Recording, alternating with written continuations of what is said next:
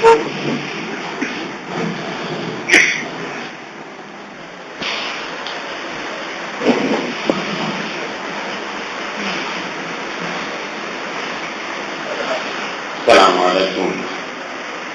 warahmatullahi wabarakatuh.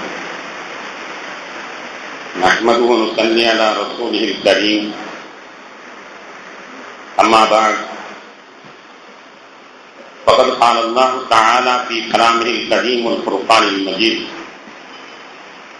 A'udzu billahi minasy syaithanir rajim. Bismillahir rahmanir rahim. ومن آياته أن خلق لكم من أنفسكم أزواجا لتسكنوا إليها وجعل بينكم مودة ورحمة. صدق الله مولانا العلي العظيم. اللهم صل على سيدنا محمد شمس الأنبياء وبدر المرسلين وكتب الأولياء وافتخار المتقين تاج الأمة شفيع المذنبين شفيعي يوم القيامة الله يا هادي.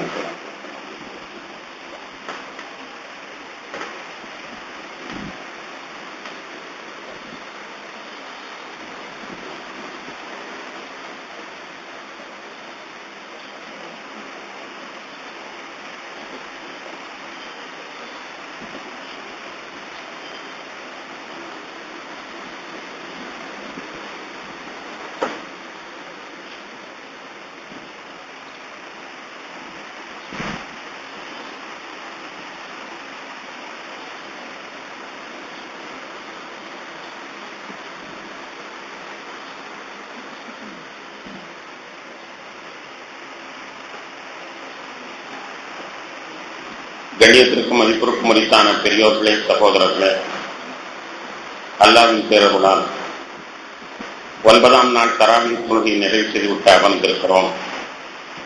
சிறப்பான இந்த நாட்களில் அல்லாஹ் தன்னுடைய அடியார்களுக்கு வழங்குகின்ற அனைத்து நற்பாக்கியங்களையும் நம் அனைவர்களுக்கும் தொந்தரவு கொள்வானாக.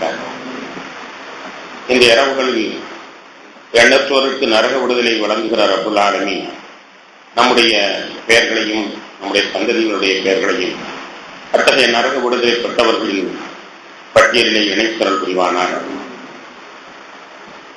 கணியத்திற்குரியவர்களே, இன்றைய நமது சிந்தனைக்கு திருமணமும் அனாச்சாரமும் என்ற தலைப்பில் சில செய்திகளை நாம் கவனத்திற்கு கொண்டு வருகிறோம். திருமணமும் அனாச்சாரமும் இந்த தலைப்பில் பேசுவதனால் எந்த பயனும் ஏற்பட போவதில்லை. வேண்டுமானால் டைம் பாஸ் என்று சொல்வார்கள், அந்த நேரத்தை கழிக்க முடியுமே தவிர அனாச்சாரங்களை ஒழிப்பதற்கு யாரிடத்திலும் தில்லு கிடையாது. அனாச்சாரத்தில் ஒட்டுமொத்த சமுதாயமும் முங்கி போயிருக்கின்றது. இருந்தாலும் அதை பற்றிய சிந்தனையை இன்றைய தலைப்பிலே நாம் தருகிறோம். உண்மையிலேயே மிக இலகுவாக அறிமுகப்படுத்தப்பட்ட, இஸ்லாத்தினால் அறிமுகப்படுத்தப்பட்ட திருமணம் அனாச்சாரத்தால் சிரமமாக நிற்கிறது. மிக குறைந்த செலவே திருமணத்திற்கு செலவாகும் என்ற நிலை அனாச்சாரத்தால் அதிக செலவானது. அமைதியான வாழ்க்கைக்கு தூண்டுகோலாக இருக்கக்கூடிய இந்த திருமணம் ஆடம்பரமாக மாறியது. சுன்னத்தான இந்த திருமணம் பல ஹராம்களுக்கு வழி சொல்லக்கூடியதாக மாறிவிட்டது. மன அமைதிக்குரிய இந்த திருமணம் மன உளைச்சலுக்கு காரணமாக ஆகிவிட்டது. ஒட்டுமொத்தமாக சொல்ல போனால் ஏழை முதல் பணக்காரன் வரை அனைவரையும் கடன்காரன் ஆக்கியது இந்த திருமணம். அடக்கமானவர்கள் எல்லாம் கூட ஆடம்பர பிரியர்களாக இந்த சந்தர்ப்பத்தில் அது மாற்றிவிடுகிறது. கண்ணியத்திற்குரியவர்களே, அல்லாஹு தஆலா திருமணத்தை பற்றி அறிமுகப்படுத்துகிற பொழுது அதன் மூலம் உங்களுக்கு மன அமைதி கிடைக்கிறது என்று கூறுவான். பொதுவாக மன அமைதி என்பது 3 காரியங்களில் இருப்பதாக திருக்குர்ஆன் சொல்லும். ஒன்று, தூக்கத்திலே மன அமைதி இருக்கிறது. சற்று நேரம் தூங்கி எழுந்திருக்கு விட்டால் டென்ஷன் குறைந்து போய்விடும். வஜஅல்னா நௌமக்கும் சுபாதா 78 வசனத்திலே உங்களுடைய தூக்கத்தை உங்களுக்கு மன அமைதி தரக்கூடியதாக ஆக்கினோம் என்று சொல்கிறார். இரண்டாவதாக இறை தியானத்தின் மூலமாக மனங்கள் அமைதி பெறுகின்றன. அமைதியான ஒரு சூழலில் உட்கார்ந்து கொண்டு அல்லாஹ் அல்லாஹ் அல்லாஹ் என்று நாம் சொல்லிக்கொண்டே இருப்போமே, ஆனால் நம்மையும் அறியாமல் மனதிலே அமைதி குடிகொண்டு விடும். அலா பிதிக்ரில்லாஹி தத்மஇன்னுல் குலூப், அல்லாஹ்வை தியானம் செய்வதன் மூலமாக உள்ளங்கள் அமைதி அடைகின்றன என்று 13:28 வசனத்திலே அல்லாஹ் குறிப்பிட்டு காட்டுகிறான். மூன்றாவதுதான் திருமணத்தின் மூலமாக மன அமைதி கிடைக்கிறது என்ற செய்தி. நான் ஆரம்பத்தில் வாசித்த 30:21 வசனத்திலே ஒமின் ஆயாத்தி அன் கலக்கலக்கும் அன்புக்கும் அஸ்வாஜா, உங்களிலேயே வாழ்க்கை துணைவியர்களை அவன் உங்களுக்காக படைத்திருக்கிறான். தக்குனு இலைஹா, அதன் மூலமாக மன அமைதி பெறுவதற்காக வேண்டி என்று சொல்கிறான். ஆனால் உண்மையில் அப்படி அமைதிக்காக வேண்டி அல்லாஹ்வினால் உருவாக்கப்பட்ட இந்த திருமணம் இன்று அமைதி இழந்ததற்கு என்ன காரணம் என்று நாம் யோசிப்போமே, ஆனால் அனாச்சாரங்கள் தான் காரணமாகும். ஆச்சாரம் என்றால் சட்டப்படி நடப்பது என்று பொருள். அனாச்சாரம் என்றால் சட்டத்திற்கு அப்பாற்பட்ட நிலையில் ஏற்படக்கூடிய சடங்குகளுக்கும் பழக்க வழக்கங்களுக்கும் அனாச்சாரம் என்று சொல்வது. அந்த அனாச்சாரத்தின் காரணமாக மிகப்பெரிய அழிவை இந்த சமுதாயம் திருமணத்தின் மூலமாக சந்தித்துக் கொண்டிருக்கிறது. உதாரணமாக நாம் இங்கிருந்தே பெண் பார்க்க முதலில் செல்வோம். பெண் பார்ப்பதற்காக வேண்டி புறப்பட்டாலேயே நம்முடைய உரைகள் என்ன? பணம் என்பதுதான் உரைகளாக இருக்கிறது.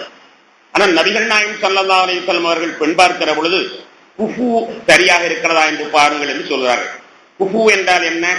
கணவனும் மனைவியும் உடல் வாகு இருவருக்கும் சமமாக இருக்கிறதா?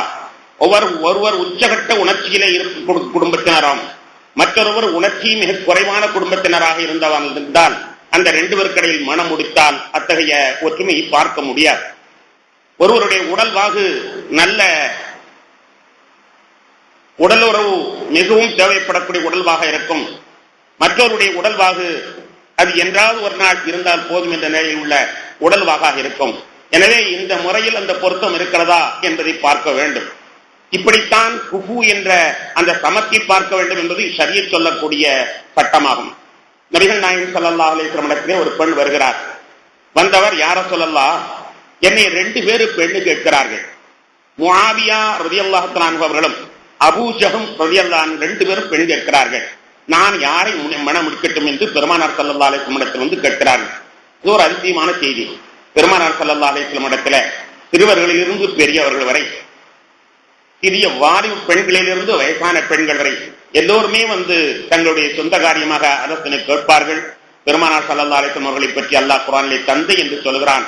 தந்தையிலும் ஆயிரக்கணக்கான கோடிக்கணக்கான தந்தையை விட பாசமிக்க தந்தையாக அவர்கள் இருக்கிற காரணத்தினால் சராசரி பருவ வயதடைந்த பெண்களும் கூட வந்து ஆலோசனை கேட்கிறார்கள்.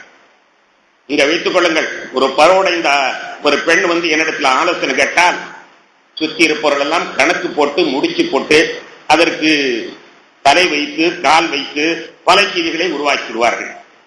பெருமானார் ஸல்லல்லாஹு அலைஹி வஸல்லம் ஒரு பெண் வந்து கேட்கிறார். 2 பேர் என்னை பெண் கேட்கிறார்கள், யாருக்கு மனம் முடிக்கட்டும்? அந்த பெருமானார் ஸல்லல்லாஹு அலைஹி வஸல்லம் இந்த தந்தையின் மனப்பான்மையை நாம் எண்ணி பாருங்கள். அப்போது நபிகள் நாயகம் ஸல்லல்லாஹு அலைஹி வஸல்லம் சொன்னாங்க, அம்மா முஆவியா ஃபஸுலுகுன் லா மாலலு. முஆவியா இருக்கிறாரு, அவர் ஏழை, பரம ஏழை, அவர்கிட்ட பொருள் கிடையாது. நீயோ செல்வத்தை அதிகமாக விரும்பக்கூடியவள், உன்னுடைய தரம். அவரிடத்திலே செல்வம் என்பது கிடையாது, எனவே அவரும் லாயக்கில்லை. அம்மா அபூஜகம் பலா எல்லவோ அசாபு. அபூஜகம் இருக்கிறார, கம்ப கீழே விட மாட்டார், கம்ப கீழே போட மாட்டார், எதுக்கெடுத்தாலும் அடி, எதுக்கெடுத்தாலும் கண்டிப்பா இருப்பார், அவரும் உனக்கு லாயக்கில்லாமா? 3வது ஒரு பெண்ணை மாப்பிள்ளையை நீ தேர்ந்தெடுத்துக் கொண்டு நபிகள் நாயகம் ஸல்லல்லாஹு அலைஹி வஸல்லம் குறிப்பிட்டிருக்கிறார். கண்ணியத்திற்குரியவர்கள் அந்த பெண்ணினுடைய தரத்தையும் பார்க்கிறார்கள், அந்த பெண்ணினுடைய மென்மையும் பார்க்கிறார்கள். எனவே அந்த மென்மைக்கு ஒத்தவராக அபூஜகம் இருக்க மாட்டார். அந்த பெண்ணினுடைய தரம் நல்ல செலவு பிரியமான பெண்ணை, அந்த பெண் செல்வம் இல்லாதவரிடத்தில் சென்றால் வாழ்க்கையை ரசிக்காது.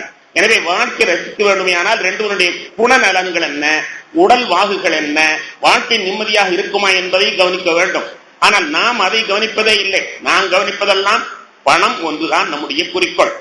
ஒரு பெண்ணை பார்க்க போகிறோம் என்றால் நபிகள் நாயகம் ஸல்லல்லாஹு அலைஹி சொல்வார்கள், துன்கஹுல் மர்அத்து லி அர்பஇன் லிமாலிஹா வலி ஜமாலிஹா வலி ஹஸபிஹா வலி தீனிஹா ஃபதுஃபுர் பிலாத்தின். ஒரு பெண்ணை திருமணப்படுவதாக இருந்தால் பணத்திற்காக வேண்டி ஒரு பெண்ணை மனம் முடிப்பார்கள். இந்த பெண்ணை எடுக்கலாம், ஏன்னா பணம் படைத்த பெண் என்று எடுப்பார்கள். சிலர்கள் நல்ல குடும்பம், அதற்காக இந்த பெண்ணை எடுக்கலாம் என்பதாக சொல்வார்கள். சிலர்கள் நல்ல அழகு, எனவே இந்த பெண்ணை தேர்ந்தெடுக்கலாம் என்று சொல்வார்கள். ஆனால் இந்த மூன்றையும் நீங்கள் அடிப்படையாக கருத வேண்டாம், குணத்தை மட்டும் நீங்கள் அடிப்படையாக கருதுங்கள் என்று நபிகள் நாயகம் ஸல்லல்லாஹு அலைஹி வஸல்லம் அவர்கள் சொல்லி காட்டுகிறார்கள். ஏனென்றால் அழகை பிரதானமாக எடுப்பது கிறிஸ்தவர்களுடைய பழக்கம், பணத்தை பிரதானமாக கொள்வது யூதர்களுடைய பழக்கம், குலத்தை பெரிதாக கருதுவது குறைஷிகளுடைய பழக்கம், அரபி குறைஷிகளுடைய பழக்கம். எனவே குலமும் நீங்கள் முக்கியமானதாக கருத வேண்டாம், அழகும் முக்கியமானதாக கருத வேண்டாம், இன்னும் பணமும் முக்கியமானதாக கருத வேண்டாம், யூத பழக்கமும் வேண்டாம், யூத பழக்கமும் வேண்டாம், நீங்கள் குணத்தை பெரிதாக கருதுங்கள் என்பதாக நபிகள் நாயகம் ஸல்லல்லாஹு அலைஹி வஸல்லம் சொல்லி இருக்கிற பொழுது நாம் யூத பழக்கத்தை தான் நம்முடைய ரத்தத்திலேயே ஊடுருவி போனதாக இருக்கிறது. ஒரு பெண்ணை பார்க்க செல்லுகிற பொழுது வீட்டிலிருந்து அம்மா சொல்லி அனுப்புவாங்க, ஏமா பைத்தியமோ லூசோ வியாதி இருந்தாலும் கூட பரவாயில்ல, நம்ம சிகிச்சை பண்ணிக்கலாம், கொஞ்சம் ஏதாவது பசை இருக்குதான்னு பார்த்துவாங்க, கொஞ்சம் பசை இருக்குதான்னு பார்த்துவாங்க என்பதாகத்தான் வீட்டில் உள்ள எல்லோரும் சொல்லி அனுப்புவார்கள். ஆக நாம் அனாச்சாரத்திலே முதல் அனாச்சாரம், ஒரு பெண்ணையோ ஒரு மாப்பிள்ளையோ தேர்ந்தெடுக்கிற பொழுது பணத்தைத்தான் நாம் உரைகளாக ஆக்கி இருக்கிறோம். அப்படி உரைகளாக ஆக்கியதின் காரணத்தினால் அந்த பெண் வீட்டிற்கு வந்தால் மாப்பிள்ளை என்று சொல்லுகிற அளவிற்கு அவனை பாடுபடுத்தக்கூடியவளாக ஆகிவிடுகிறாள் என்பது உட்கார் எழுந்திரி என்று எப்படி பள்ளிக்கூடத்திலே சொல்வார்கள், அது போன்று அந்த கணவனை உட்காரவும் எழுந்திருக்கவும் தன்னுடைய ஆதிக்கத்தின்களால், ஏனால் நான் கொண்டு வந்த படுக்கையில் நீ உறங்குற, நான் கொண்டு வந்த பீரவுல பணத்தை வச்சு பூட்டுற, நான் கொண்டு வந்த பணத்துலதான் நீ சம்பாதிக்கிற, தொழில் செய்யற, உனக்கு என்ன உரிமை இருக்கு? எல்லாம் நான் சொன்னாத்தான், நான் சொன்ன மாதிரி உட்காரணும், எழுந்திருக்கணும், இல்ல நடக்கிறது வேற என்பதாக சொல்லுகிற அளவிற்கு அந்த பெண் பணத்தோடு இத்தகைய எண்ணத்தையும் கொண்டு வருகிறாள். ஒரு வாரியான குடும்பத்தை சொல்கிறேன், 1-2 மாற்றமாக இருந்தால் அதற்காக நீங்கள் கோபித்துக் கொள்ள வேண்டாம். அன்பான பெருமக்களே, அனாச்சாரம், இந்த குடும்பம் என்பது மன அமைதி இல்லாமல் போனதற்கான காரணம் என்ன என்று நாம் பார்க்கிற பொழுது நம்மிடத்திலே பணம் தான் உரைகளாக போனது.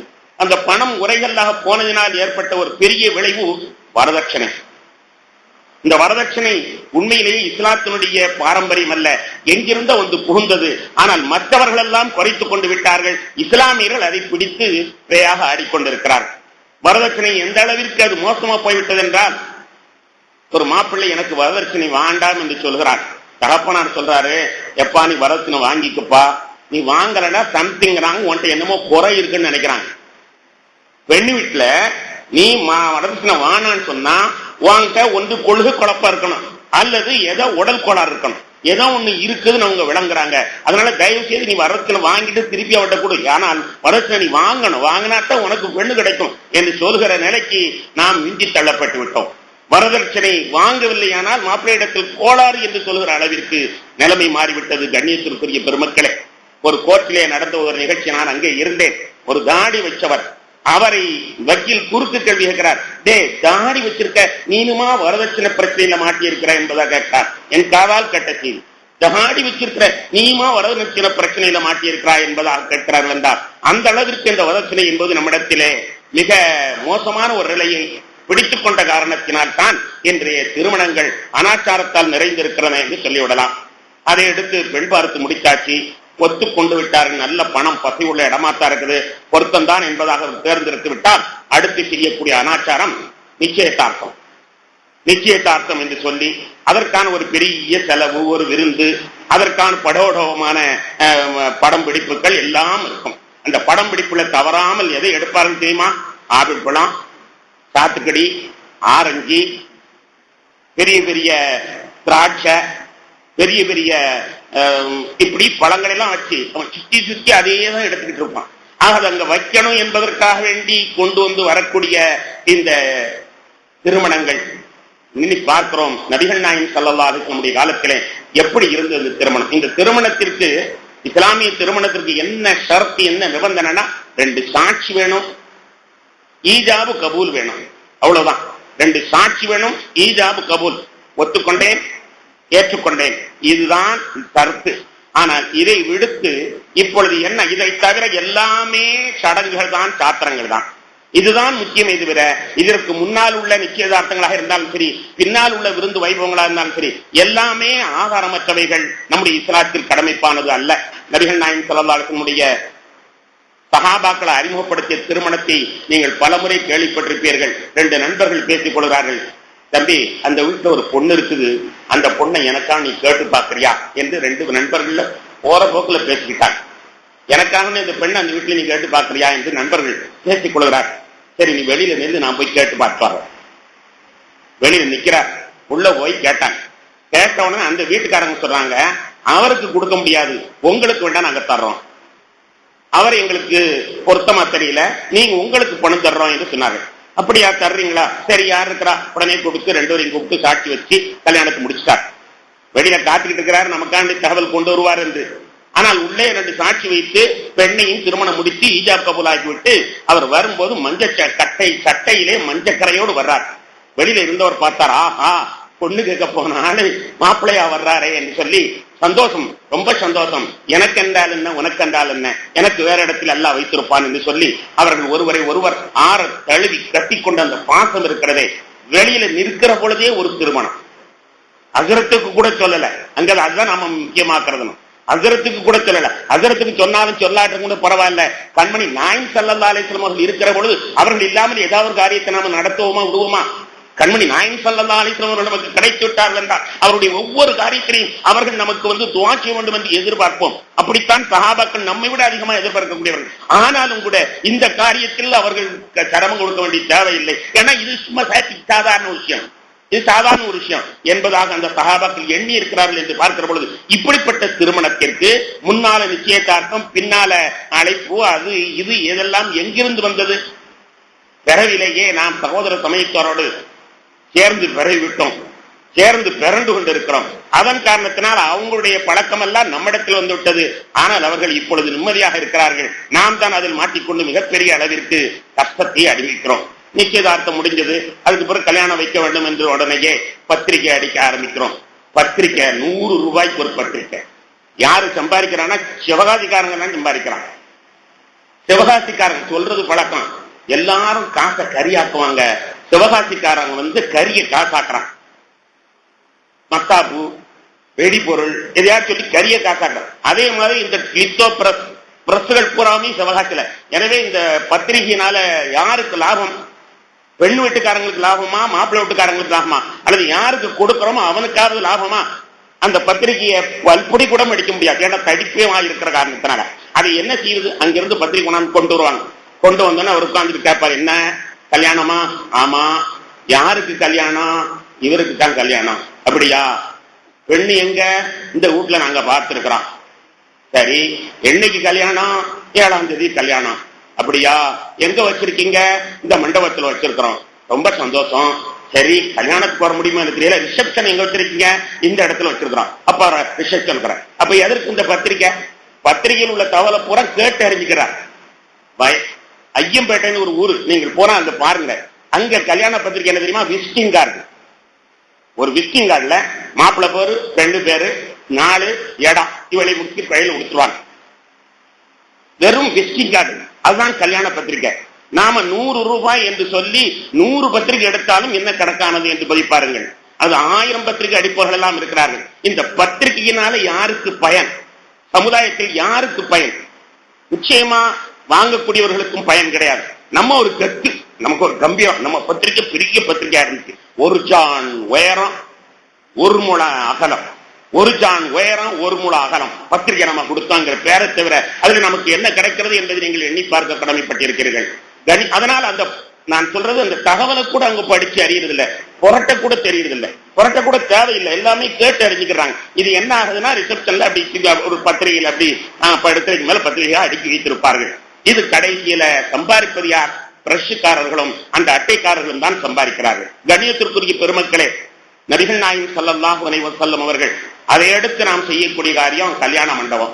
கல்யாண மண்டபம் தான் இன்றைய திருமணத்தை நிச்சயிக்குது. கல்யாண மண்டபம் தான் திருமணத்தை நிச்சயிக்குது. முதல்ல மண்டபம் கிடைக்குதா? என்னைக்கு மண்டபம் கிடைக்குதா அன்னைக்கு தான் கல்யாணம். நல்ல நாள் புள்ள நாள் பார்க்கறதெல்லாம் ஒரு காலம் போயிடுச்சு. இப்ப அதெல்லாம் கிடையாது. கல்யாண மண்டபம் கிடைக்குதா, அது கொஞ்சம் பார்ப்பதற்கு கம்பீரமான மண்டபமாக இருக்க வேண்டும் என்பது நபிகள் நாயகம் ஸல்லல்லாஹு அலைஹி வஸல்லம் சொல்லி காட்டுவார்கள். இன்ன ஆலமன் நிக்காஹி பரக்கத்தன் ஐஸரு மூனத்தன். பரக்கத்து நிறைய உள்ள கல்யாணம் வேணுமா, எவ்வளவுக்கு எவ்வளவு செலவை சுருக்குகிறீர்களோ அவ்வளவுக்கு அவ்வளவு பரக்கத். பெருமானாருடைய உறவுகள் வேண்டு இஸ்லாம் சொல்லக்கூடிய ஷரியத் சொல்லக்கூடிய நிபந்தனை ஒண்ணு, ஆனால் நாம சொல்றது ஒண்ணு. நம்ம என்ன சொல்றோம், சிறப்பான கல்யாணம், சிறப்பான கல்யாணம், பெரிய மண்டபத்தில் வச்சிருக்கணும், நிறைய பேர் வந்திருக்கணும், இதைத்தான் நாம் உரைகளாக அப்படி செஞ்சுட்டா நமக்கு சிறப்பான கல்யாணம் முடியும். ஆனா நபிகள் நாயகம் ஸல்லல்லாஹு அலைஹி சொல்றார்கள், செலவை எவ்வளவுக்கோடு குறைக்கிறியோ அந்த அளவுக்கு பரக்கத் ஏறும். செலவு கீழே இறங்க இறங்க பரக்கத்து மேல ஏறும். 50% நீ செலவை குறைச்சினா 50% பரக்கத், 100% குறைச்சிட்டா 100% பரக்கத். பெருமானாருடைய கணிப்பு சரியாக ஆகுமா அல்லது நம்முடைய கணிப்பு சரியாக ஆகுமா என்றால், கல்யாணம் முடிஞ்சிட்டு வந்துடுறாங்க, ஆனா ஒரு வருஷங்களுக்கு விசாரிச்சு பார்க்கணும் மாப்பிள்ளையும் பொண்ணு எப்படி வாழ்றாங்க. இது யாரும் செய்யறதே இல்லை. கல்யாணத்துக்கு எல்லாரும் போயிட்டு வந்துடுறாங்க, சந்தோஷமா சாப்பிட்டு வந்துடுறாங்க. சரி, ஒரு வருஷம் கழிச்சு அந்த மாப்பிள்ளையும் பொண்ணும் எப்படி இருக்கிறார்கள் விசாரித்து பார்த்தா, இங்க எவ்வளவு ஏறிச்சோ அந்த அளவுக்கு அங்க மதிப்பு இறங்கி போய் கிடக்கும். ஏற ஏற ஏற பெருமானார் ஸல்லல்லாஹு அலைஹி வஸல்லம் கணிப்பு உண்மையானதா, நம்முடைய கணிப்பு உண்மையானதா என்பதை நாம் பார்க்க வேண்டும். ஆனால் ஒரு வருடம் கழிச்சு பார்த்து மிகப்பெரிய தாம்பிகமாக கல்யாணம் வச்சுட்டா அது பலூன் உடைஞ்ச மாதிரி உடைஞ்சு போய் குடும்பம் ரெண்டா போயிருக்கும். அல்லாஹ் காப்பாற்ற வேண்டும், எல்லோருக்கும் மகிழ்ச்சியும் சந்தோஷத்தை தர வேண்டும். ஆனால் ரசூலுடைய சொல்லுக்கு மாத்தஞ்சி நாம் உருப்பட்டலான்னு யாரும் நினைக்க கூடாது. யாரும் உருப்பட்டதும் கிடையாது. பெருமானார் ஸல்லல்லாஹு அலைஹி வஸல்லம் அவர்கள் என்ன கணிப்பு கணித்தார்களோ அதுதான் உண்மையான கணிப்பாக இருக்க முடியும். எவ்வளவு செலவு. எனவே திருமணம் என்பது செல்வம் பெறுவதற்காக முடிக்கக்கூடிய ஒரு இது. ஒரு செய்தி உங்களுக்கு தெரியுமா, இப்னு அப்பாஸ் ரலியல்லாஹு அன்ஹு இடத்துல ஒருத்தர் வந்தார், ஒரு வாலிபர் வந்தார். வந்தவர் சொன்னார், பெரியார் அவர்களே, எனக்கு ரொம்ப கஷ்டமா இருக்கு, துஆ செய்யுங்க. ஒரு பழப்பும் இல்ல, ஒண்ணுமே வேலை கிடைக்க மாட்டாங்குது, துஆ செய்யுங்க என்று கேட்டார். அப்ப இப்னு அப்பாஸ் எல்லாம் சொன்னாங்க, அப்பா நீ கல்யாணம் முடிச்சிட்டியான்னு கேட்டாங்க. இல்லங்க நான் கல்யாணம் முடிக்கல. அப்படியான கல்யாணம் முடி, உனக்கு பரக்கத்து வந்துடும் சொன்னாங்க. சிரிச்சுட்டார் அந்த ஆள். நான் ஒரு வயத்தை கழுவுறதுக்கே சிரமப்பட்டுக்கிட்டு இருக்கேன், உங்களுக்கு துஆ செய்யுங்கன்னு சொல்றேன். நீங்க என்னடான்னா இன்னொரு பெண்ணையும் இணைக்க சொன்னீங்க. அந்த ஒரு பெண்ணு வந்து சும்மாவா இருப்பா, அதே 10 மக்கள் இன்னொரு உறுப்பு வேற கொண்டு வந்துருவான். பெரியார் அவர்களே, நான் கஷ்டப்படுறது உங்ககிட்ட வந்து வழி கேட்டேனா அல்லது நான் சுகப்படுவதற்கு வழி கேட்டேனா என்று வந்து கேட்கிறார். இப்னு அப்பாஸ் அவர்களுக்கு மூக்குக்கு மேல கோபம் வந்துச்சு, முகம் சிவந்து போச்சு. சிவந்து விட்டு அவங்க சொன்னாங்க, உனக்கு அல்லாஹ் மேல நம்பிக்கை இல்லையா? 24:32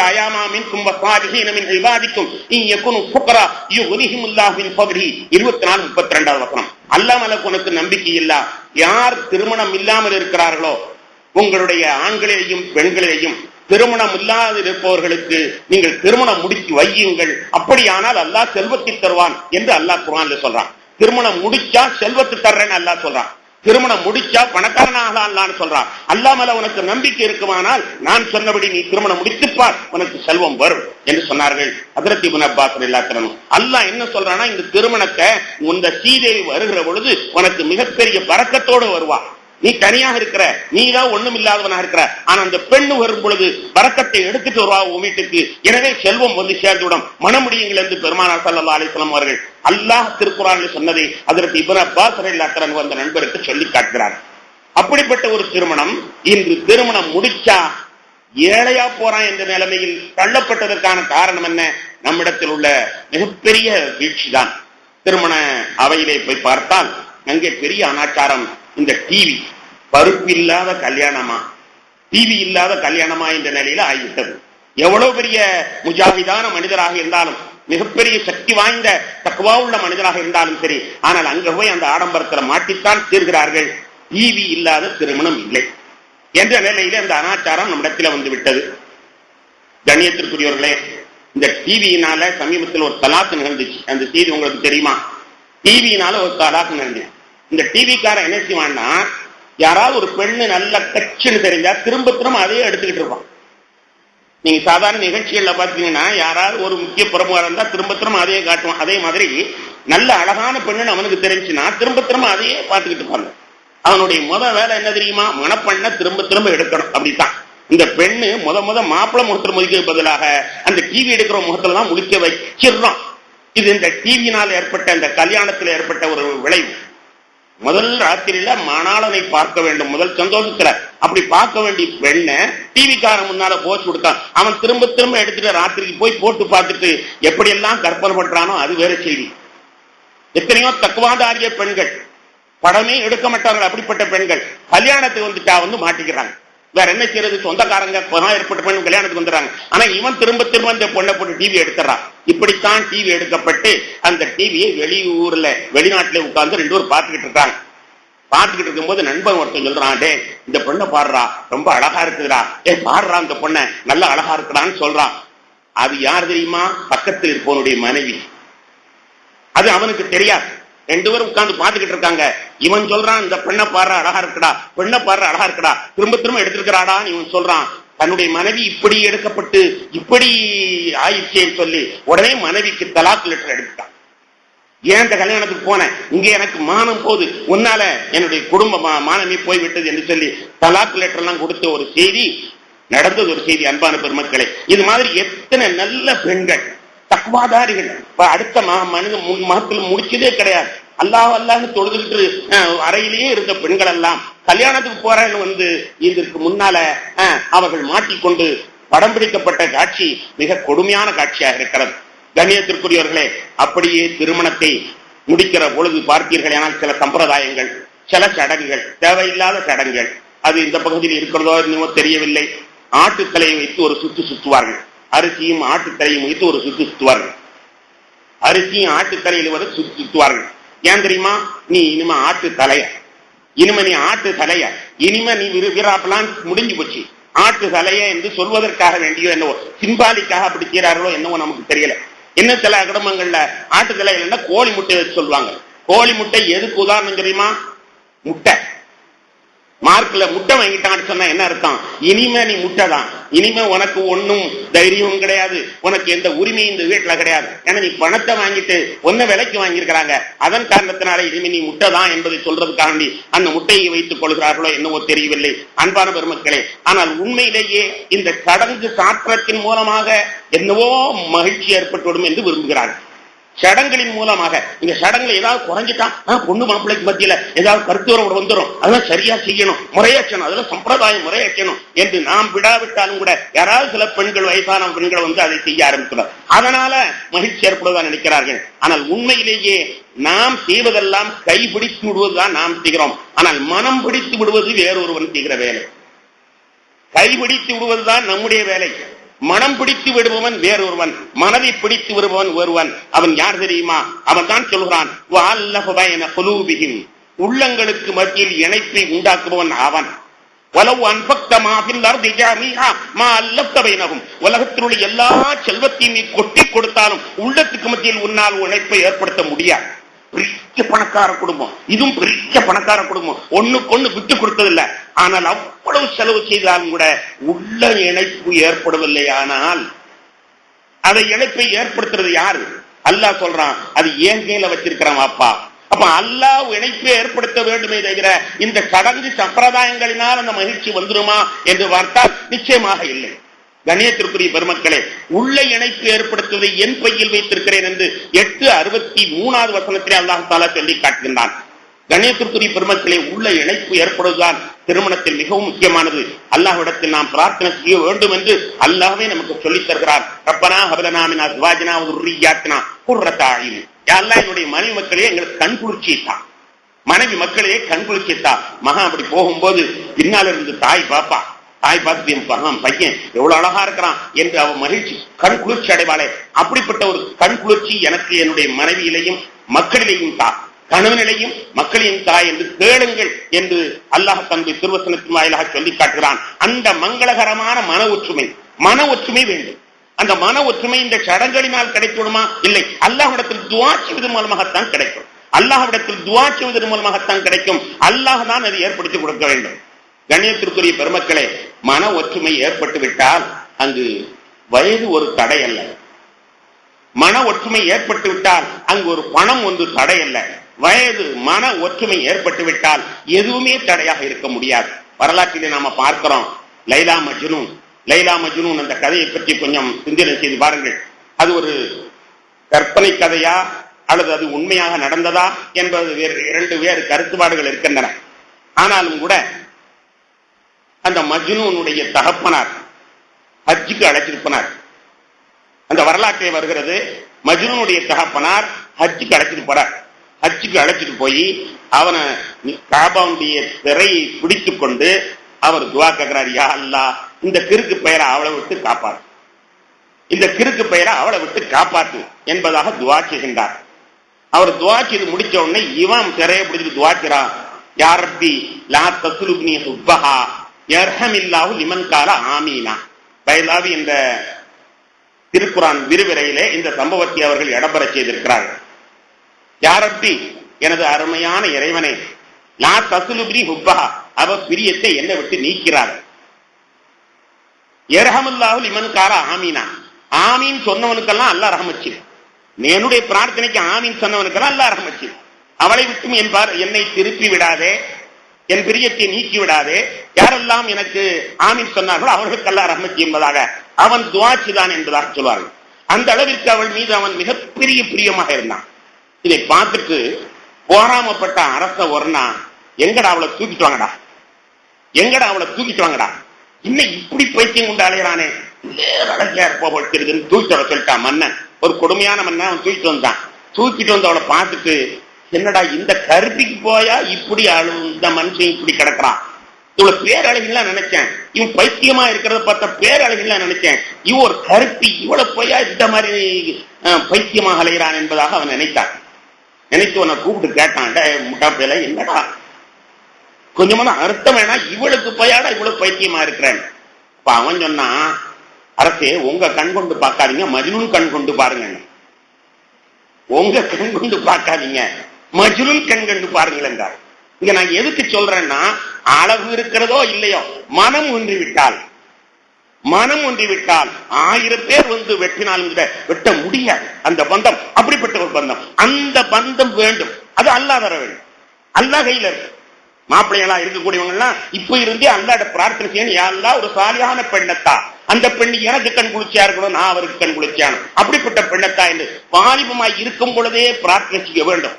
மாப்பிள்ளையை பெற்றவர்கள் பெண்ணை பெற்றவர்கள் எல்லாம், யா அல்லாஹ் என் பிள்ளைக்கு சாலிகான பிள்ளையை கொடு, சாலிகான பிள்ளையை கொடு என்று துஆ செய்ய வேண்டும். அதில் தான் ஒற்றுமை ஏற்படுவதற்கு பாடுபட வேண்டும். தவிர கோழி முட்டையை சுத்துறதுனாலேயோ அல்லது தலையா ஆட்டத்தலையை சுத்துறதுனாலேயோ நிச்சயமாக அந்த எதிர்பார்ப்பு ஏற்பட்டு விட முடியாது. மன ஒற்றுமை ஏற்பட்டு, சமீபத்தில் கூட ஒரு பத்திரிகை செய்திகளை பார்த்தோம். கோயத்திலிருந்து ஒரு பொண்ணு கேரளாவில் உள்ள ஒரு ஓலை குடிசையில வாழ்ந்துட்டு போயிருக்கிறான். அவர் படாடும் கோயத்தினர்கள் மிகச்சிறந்த செல்வந்தர்கள் மட்டுமல்ல, நல்ல கண்ணியமான குடும்பத்தை சார்ந்தவர்கள். குவைத்தினுடைய எல்லாமே அப்படி உள்ள ஒரு பெண்மணி நம்ம நாட்டுல வந்து, அதுவும் ஒரு கீத்து கொட்டையில தென்னை மரங்களுக்கு மத்தியில ஒரு வசதி இல்லாத இடத்துல ஒரு வாழ்ந்துட்டு போயிருக்கிறாங்கன்னா, அங்க என்ன தெரியுது, 2 கடையில மன ஒற்றுமை ஏற்பட்டது. அதுதான் நம்ம என்றோம், மன ஒற்றுமை ஏற்பட்டிருக்கிறது. கண்மணி நாயகம் ஸல்லல்லாஹு அலைஹி வஸல்லம் வரலாற்றை நீங்கள் எண்ணி பாருங்கள். பெருமானார் ஸல்லல்லாஹு அலைஹி வஸல்லம் அவர்கள் முதலாக மனத்து கொண்டது யாரு? ஹஜ்ரத் கதீஜா ரலியல்லாஹு அன்ஹா பெருமானாருக்கும் எத்தனை வயது வித்தியாசம், கிட்டத்தட்ட 15 வயது வித்தியாசம். அது மட்டுமல்ல, கதீஜா ரலியல்லாஹு அன்ஹா அவர்கள் ஏற்கனவே 2 திருமணம் முடித்தவர்கள், குழந்தைகளையும் பெற்றவர்கள், 2 திருமணத்திலையும் குழந்தைகளை பெற்றவர்கள். அப்படிப்பட்ட நிலையிலே பெருமானார் ஸல்லல்லாஹு அலைஹி வஸல்லம் அவர்களோடு வாழ்ந்திருக்கிறார்கள். எப்படி வாழ்ந்திருக்கிறார்கள்? மனமொத்த வாழ்க்கை வாழ்ந்திருக்கிறார்கள். அவர்கள் வாழ்ந்ததை போன்று வேறு எந்த துணைவியிடத்திலும் பெருமானார் வாழ்ந்ததில்லை. பெருமானார் வாழ்ந்ததை போன்று உலகத்தில் யாருமே வாழ்ந்ததில்லை. பெருமானாரும் அந்த துணைவிடத்தில் வாழ்ந்ததை போன்று வேறு எந்த துணைவியிடத்திலும் வாழ்ந்ததில்லை. வரலாற்றை நாம் பார்க்கிறோம். உலகத்திலிருந்து அவர்கள் பிரிந்ததற்கு பிறகு, பல காலங்களுக்கு பிறகு கூட வீட்டில் ஏதாவது நல்ல நிகழ்ச்சி ஏற்படுமையானால் உடனே கதீஜா அவனுடைய உறவினர்களுக்கு கொஞ்சம் கொடுத்து விடு என்பதாக சொல்லுவார்கள். அதை பார்த்து ஹஜ்ரத் ஆயிஷா ரலியல்லாஹு அன்ஹா அவர்கள் சங்கடப்பட்டு இருக்கிறார்கள் என்பதை ஹதீஸ் ஷரீஃபிலே நாம பார்க்கிறோம். அவர்கள் வஃபாத்தாகி பல நாட்கள் ஆகிவிட்டது, பல மாதங்கள் ஆகிவிட்டது, பல வருடங்கள் ஆகிவிட்டது. என்றாலும் பெருமானார் ஸல்லல்லாஹு அலைஹி வஸல்லம் மனதிலிருந்து செல்லவில்லை. ஆனால் அங்கே மனப்பருத்தம் ஏற்பட்டிருக்கிறது என்பதை தான் பார்க்கிறோம். கதீஜா ரலியல்லாஹு அன்ஹா அவர்கள் இந்த உலகத்திலிருந்து பிரிந்து விட்டார்கள். பெருமானார் ஸல்லல்லாஹு அலைஹி வஸல்லம் அவர்கள் அந்த ஜனாசாவை, அதற்கான கஃனை ஏற்பாடு செய்து கொண்டிருக்கிறார்கள். கஃனை கதீஜா ரலியல்லாஹு அவர்களுக்கு இடப்படுகிறது. நபிகள் நாயகம் ஸல்லல்லாஹு அலைஹி வஸல்லம் அழுகிறார்கள், தேம்பி தேம்பி அழுகிறார்கள். பெருமானார் ஸல்லல்லாஹு அலைஹி வஸல்லம் அழுவதை பார்த்து சுற்றி இருக்கக்கூடியவர்களும் அழுக ஆரம்பித்து விட்டார். எல்லாருமே அழுகிறார்கள். நீண்ட நேரம் அழுதியதற்கு பிறகு சொன்னார்கள், எல்லாம் நீங்க ஏன் அழுகிறீங்க? அதுக்குள்ள தாங்க அழுதீங்க, அதனால நாங்க அழுதேன். நான் ஏன் அழுதேன்? சஹாபா கடத்துல இருக்கிறா, தாங்க தான் சொல்லணும். இல்லை, இந்த கதீஜா எனக்கு எல்லா செல்வத்தையும் தந்தாங்க, தன்னுடைய செல்வம் அனைத்தையும் என்னிடத்துல தந்தாங்க. ஆனா கடைசியில் அவங்களுக்கு ஒரு முழு கஃன் போடக்கூட என்னால இப்ப முடியலையே. தலையை போர்த்தினால் கால் தெரிகிறது, காலை போர்த்தினால் தலை தெரிகிறது. ஒரே துணியை மேலிருந்து கீழே போர்த்தக்கூடிய அளவிற்கு எடுத்து கொடுப்பதற்கு நான் முடியாதவனாக இருக்கிறேனே. செல்வத்து பூரா தந்த அந்த சீமாட்டிக்கு ஒரு கஃன் கூட என்னால் எடுத்து போட முடியலையே என்பதுதான் என்னை அழுக வைத்தது. அது மட்டுமல்ல, செல்வ சீமாட்டியாக இருந்து அதன் பிறகு கஷ்டப்படுகிற காலத்துல, சிரமப்படுகிற காலத்துல உங்களுக்கு தான் வியாபாரம் தெரியுமே, நீங்கள் கொஞ்சம் வியாபாரம் பண்ணிட்டு வாங்களேன் என்று ஒரு நாள் கூட என்னை பார்த்து சொன்னதில்லை. கஷ்டப்படுற காலத்துல உங்களுக்கு தான் வியாபாரம் செய்ய தெரியுமே, என்னிடத்திலே நீங்க வியாபாரம் செய்திருக்கிறீர்கள், உங்களுக்கு வியாபாரம் செய்ய தெரியும் போது வியாபாரம் செஞ்சுட்டு வாங்களேன் என்று கூட என்னை பார்த்து சொல்லவே இல்லை. பணத்தை தந்துட்டு ஏன் செலவழித்தீங்க, எப்படி செலவழித்தீங்க என்று கேட்கல என்பது மட்டுமல்ல, கஷ்டப்பட்ட நேரத்துல கூட நீங்க சம்பாதிக்க போனா என்ன என்று ஒரு வார்த்தை என்ன பார்த்து கேட்டதில்லை. அப்படிப்பட்ட உத்தமி இழந்துட்டேனே என்று நான் அழுகிறேன் என்று நபிகள் நாயகம் ஸல்லல்லாஹு அலைஹி வஸல்லம் சொன்னதாக வரலாற்றிலே பார்க்கிறோம். உண்மையிலே அப்படிப்பட்ட துணைவியர்களை நாம் பெற்றிருப்போமே ஆனால் அல்ஹம்துலில்லாஹ், அல்லாஹ்வுக்கு ஆயிரக்கணக்கான ரக்காத்துகள் சொல்லி நன்றி கடன் பட்டவராக இருக்கும். நம்முடைய துணைவை பற்றி நமக்கு தெரியும், நம்மை பற்றி நம்முடைய துணைவியர்களுக்கு தெரியும். அந்த நிலையில் உள்ள ஒரு பெண், மன ஒற்றுமை உள்ள ஒரு பெண் கிடைத்து விட்டால் மிகப்பெரிய பாக்கியம். அந்த பெண் கிடைப்பதற்கு அல்லாஹ்வுடைய அருள் தான் தவிர இதை தவிர உள்ள இந்த அனாச்சாரம சடங்குகளினாலேயோ சாத்திரங்களினாலேயோ எதுவும் ஏற்பட்டுவிடப் போவதில்லை என்பதை நாம் எண்ணி பார்க்க கடமைப்பட்டிருக்கிறோம். கண்ணியத்திற்குரிய பெருமக்களே, அடுத்து நாம் சிறிதெல்லாம் ஆடம்பரமான விருந்து. ஷரியத் நமக்கு சொல்லித் தருவது 3ஆம் நாள் அல்லது 2ஆம் நாள் உறவு கொண்டதற்கு பிறகு ஆண் வலிமா என்ற விருந்தை ஆக்கி போட வேண்டும். அது சுன்னத்து. திருமணம் முடித்ததோடு மட்டுமல்லாமல் திரும்பவும் அவர்கள் உறவு கொண்டதற்கு பிறகு அந்த மகிழ்ச்சியை வெளிக்காட்ட மாப்பிள்ளை தன்னுடைய சொந்த செலவிலே ஆக்கி போட வேண்டும். ஆனா நீங்க எல்லாம் மொய் எழுதுறது போலனா பொண்ணூட்டுல தான். திருமண மண்டபமும் பொண்ணூட்டுக்காரன் பொறுப்பு, அங்கு ஆக்கி போடக்கூடிய பிரியாணியும் அவனுடைய பொறுப்பு. அதுல 7 வகை தொட்டுக்கள் இருக்கணும். அந்த விருந்தினுடைய நத்தீஜா விளைவு என்ன தெரியுமா? விருந்து முடிஞ்ச பிறகு யார் வேணாலும் ஒரு வாட்டல வந்து நின்றுக்காங்க. விருந்து முடிஞ்சதுக்கு பிறகு வாசல்ல வந்து நின்றுக்காங்க. நின்றுகிட்டு கண்காணிங்க யார் யார் என்ன பேசிட்டு போறாங்க. நாம் விருந்து வச்சோம், மிகப்பெரிய லட்சக்கணக்கான ரூபாயை போட்டு விருந்து வச்சோம். ஆனா போகும்போது நீங்க என்ன பேசுறாங்கன்னு கணக்கு வச்சு பாருங்க. பிச்சைக்கார பெரிய விருந்து வச்சுட்டானா, கறி சரியா வேகவே இல்லை, ஒரு சத்தம். இன்னொரு சத்தம், நெய்ய போட்டு பொழைச்சிட்டான். ஒழுங்கான பண்டாரியா எடுக்க வேண்டியதுன்னு இவன் ஏன் வேலூருக்குலாம் போறான், மெட்ராஸ்ல என்ன பண்டாரியா இல்ல. இன்னொருத்தர் பார்த்தா, ஒரு கிராம்பு வைக்க கூடாது இந்த வெத்தலையில, சும்மா வெறும் குச்சியை போட்டு வச்சிருக்கிறானே. பிச்சைக்காரப்பை இதுக்கெல்லாம் நம்ம வந்தோம் பாரு. வெளியில நின்று பாத்தீங்கன்னா 100 பேர் சாப்பிட்டு வந்தா 100 ரிப்போர்ட். அது 100 கழுவி கொடுக்கிற ரிப்போர்ட் தானே தவிர யாரும் பாராட்டினவராக இருக்க முடியாது. எவ்வளவு உயர்தரமாக நீங்கள் ஆக்கி போட்டாலும் சரி, அத்தனை நொட்டை சொல்றதற்குத்தான் வரக்கூடிய விருந்தாளிகள் இருக்கிறார்கள். இந்த விருந்து யாருக்கு என்ன பயன், யாருக்கு என்ன பயன்? வந்தவன் அப்படி சாப்பிட்டா பாதி சாப்பிட்டு மீதியை வெளியில் போடுவது. வெளியில் போடக்கூடிய உணவு தான் அதிகமாக, வீண் வரையும் தான் அதிகமாக இருக்கும். வீண் வரையும் தான் அதிகமா இருக்கும். நம்மளே கூட அப்படித்தான் பல தடவை செஞ்சுட்டு வந்திருக்கிறோம். ஏன்னா குற்ற உணர்வு குறுகுறுக்கிறது என்பதாக சொல்றேன். ஏன்னா கொண்டாந்து வைக்கிறேன்னு சொல்லி நிறைய வச்சிடறாங்க. நம்ம சாப்பிடுற அளவு தானே வைக்கணும். வேணான்னு சொல்றதுல இல்ல, நல்லா சாப்பிடுங்க, நல்லா சாப்பிடுங்க, நல்லா சாப்பிடுங்க வச்சு கடைசியில பாதியை நம்ம வெளியில் கொட்டுற மாதிரி ஆயிப்போகுது. ஆக கிலோ 300 ரூபாய் வைக்கிற நேரத்துல 1/2 கிலோ கறியில 3/4 கிலோவுக்கு வெளியில போடுற அந்த நிலையில் சாப்பிடுவது எவ்வளவு என்று சொன்னால் அதையெல்லாம் எண்ணி பார்த்தோம். ஏனால் அனாச்சாரம் இதெல்லாம் என்ன ஆகும் தெரியுமா? மற்றவர்களுடைய வாழ்த்துக்கள் கிடைப்பதற்கு பதிலாக மற்றவர்களுடைய ஏற்றித்தான் கிடைக்கிறது. உண்மையிலேயே இந்த விருந்தின் மூலமாக வேண்டுமானால் நாம் கௌரவம் இருப்பதாக நினைச்சுக் கொள்ளலாம். ஆனா கௌரவம் என்றுமே கிடையாது. என்ன இருந்தாலும் அன்னைக்கு ஹாஜியார் வச்சாரு பாருங்க, யாரோ ஒரு ஹாஜியார். ஆனா அன்னைக்கு கல்வி குடிச்சிருப்பாங்க, அது வேற கதை. அன்னைக்கு கல்வி குடிச்சிருப்பாங்க, வேற கதை. ஆனால் என்ன சொல்றார்கள், அன்னைக்கு ஹாஜியார் வச்சா இருப்பாருங்க, அது மாதிரி இருக்கும். கண்ணியத்திற்குரிய பெருமக்களே, நபிகள் நாயகம் ஸல்லல்லாஹு அலைஹி வஸல்லம் அவர்கள் அற்புதமாக நமக்கு சொல்வார்கள், வஅலினுன் நிக்காஹ பித்துஃபி வஜஅலுஹா ஃபில் மஸாஜிதி. திருமணத்தை டஃப்பு, கலங்கை இல்லாத டஃப்பு கொண்டு நீங்கள் பிரபலப்படுத்துங்கள், அதை பள்ளிவாசலிலே ஆக்குங்கள் என்று நபிகள் நாயகம் ஸல்லல்லாஹு அலைஹி வஸல்லம் அவர்கள் சொன்னார்கள். பள்ளிவாசலிலே ஆக்குங்கள் என்று சொன்னார்கள். ஆனால் நாம் பள்ளிவாசலிலே ஆக்குவதை கௌரவ குறைவாக கருதுகிறோம். அப்படி பள்ளிவாசல் ஆக்கினாலும் கூட விருந்து மற்ற உபச்சாரங்கள் எல்லாம் மண்டபத்தில் வைத்து, மண்டபம் தான் நமக்கு மிக முக்கியமானதா இருக்கிறது. அந்த மண்டபத்தில் நடக்கக்கூடிய பெரிய அனாச்சாரம் என்ன தெரியுமா? கண்ணியத்திற்குரிய பெருமக்களே, நம்ம பயான் இங்கே நடக்கிறது, பெண்கள் இங்கே வர வைப்போமா? அவங்க வேணாம், பெண்களும் ஏன்னா கோஷா, பெண்களும் வரக்கூடாதுன்னு சொல்லிடுவாங்க, பெண்களும் வரக்கூடாதுன்னு சொல்லுவாங்க. ஆனா கல்யாண வீட்டுல போய் பார்த்தா ஆம்பளையும் பொம்பளையும் ரெண்ட ஒன்னாத்தான். பயானுக்கு வரக்கூடாதுன்னு சொல்றோம். இங்கே சொல்லப்படக்கூடியதெல்லாம் நல்ல செய்தி. நல்ல செய்தி கேட்கிற பொழுது கூட அவர்களை நாம் வரக்கூடாது, ஆண் பெண்ணை பிரிக்கவும் வேண்டும் என்று நாம் என்றோம். ஆனா கல்யாண வீட்டுல திறந்து விட்டுறோம். ஏன் அங்க மட்டும் எங்க நல்ல காரியமா நடந்து கொண்டிருக்குது? கண்ணியத்திற்குரியவர்களே, ஆணும் பெண்ணும் ஒன்றாக சேர்கிற நிலைதான் பெரும்பாலான திருமண மண்டபங்கள். இதில் எவ்வளவு எத்தனை அனாச்சாரம் தெரியுமா? அவைகள் எல்லாம் நாம் பட்டியலிட்டு சொல்லக்கூடாது. ஏனால் பொதுவான மேடை, மற்றவர்களுடைய காதல் விடக்கூடிய மேடை, எவ்வளவு அனாச்சாரம் இருக்கிறது. அது போனாலும் பரவாயில்ல, கடைசியில் கல்யாணம் முடிஞ்ச உடனே பொண்ணையும் மாப்பிளையும் மேடையில் வைத்து பார்க்க வைக்கிற ஒரு நிகழ்ச்சி, மேடையில் வைத்து பார்க்க வைக்கிற நிகழ்ச்சி. கண்ணியமான குடும்பத்தில் உள்ளவங்க தான். ஆனா என்ன செய்யறது, சம்பிரதாயம் விட்டுக் கொடுக்க முடியவில்லை என்று ஒரு மேடையில மாப்பிளையும் பொண்ணையும் உட்கார வச்சு சுத்தி இருப்பவர்கள் எல்லாம் பறித்து, இந்த விடலை பசங்களுக்கு இதுதான் வேலை, சாடா நல்லா போய் நோட்டம் விடுவோம் என்று சுத்தி சுத்தி வருகிறார்கள். டிவி எடுக்கிறவன் என்ன சொல்றான், அவன் அங்க முதலாளியா போயிடுறான், அம்மா கொஞ்சம் முக்காடை இப்படி நகட்டு, அம்மா முக்காடை இப்படி கொஞ்சம் நகட்டு, அவன் முதலாளியா போயிடுறான். கூட்டு அப்பா மாதிரி அவன் ஆயிடுறான். முக்காடை எப்படி போடு இப்படி போடுன்னு சொல்லி திரும்ப திரும்ப அந்த பெண்ணை போஸ் கொடுக்க வச்சு, கண்ணியமான ஒரு பெண்ணு, அம்மா அடுத்தவன் முகத்துல பாக்குறாத, அடுத்தவனை பாக்குறாத, பொம்பளை சிரிச்சா போச்சு, புகையில விரிச்சா போச்சு, யாரையும் பார்த்து சிரிக்கிறானுமா, நீ கதவுல போய் நிக்காதமா, இப்படி எல்லாம் வச்சு பருவ அடைத்திருந்து காக்க வச்ச பெண்ணை காத்து ஒரு பெண்ணுடைய தகப்பம் கொண்டு வந்து மணவன்கிட்ட கொடுத்தோடனே முத அவன் பப்ளிக்ல கொண்டு வந்து வச்சிடறான்.